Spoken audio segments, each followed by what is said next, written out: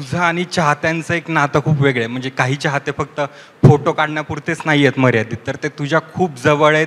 तुझ्यासाठी बरीच मंडळी खूप वर्षापासून तुझ्यासोबत आहेत.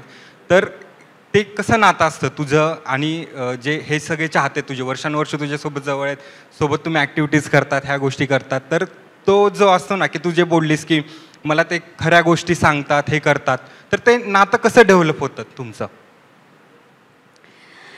खरं सांगू का, तुमच्यासाठी कोणीतरी वेडं आहे हे इमोशन पचवणं किंवा ते घेणं खूप अवघड आहे, ते रिसीव्ह करणं खूप अवघड आहे. कारण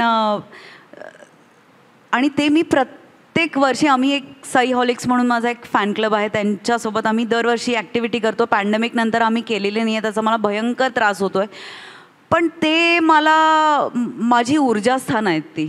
म्हणजे मला असं वाटतं की त्यांच्या आशीर्वादांमुळेच मी इथे पोचली असेल, आणि हे खरंही असेल कदाचित. तर मला ते खूप महत्त्वाचे वाटतात. मी म्हटलं ना की एक अदृश्य फौज आहे, त्या फौजेतले हे लोक आहेत, आणि मला असं वाटतं की त्यांना जवळ ठेवणं किंवा त्यांचं काय म्हणणं आहे ऐकणं हे माझं कर्तव्य आहे असं मला वाटतं. आता बरेच राजकारणी वगैरे त्यांना घरी बोलवतात, त्यांच्या नवीन गाडीमध्ये बसायला वगैरे सांगतात. तसं तुझ्या बाबतीतही होतं. बरेच चाहत्यांनी कार घेतली, काही गोष्टी केल्या, तर त्यांच्या पण गाडीमध्ये त्यांना इच्छा असते की तू ते बसावं, करावं.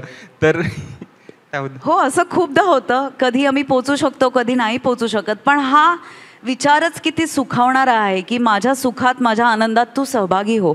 आय थिंक हे कमवायला किंवा हे मिळायला काहीतरी माझ्या पूर्वजांनी किंवा मीच पुण्य केलं असेल. आणि मला प्रत्येक वेळेला असं वाटतं की I hope and I truly hope that I am worth it. तर त्या वर्थ इटसाठी ही सगळी जर्नी आहे आणि खटपट आहे असं मला वाटतं. एबीपी माझा, उघडा डोळे बघा नीट.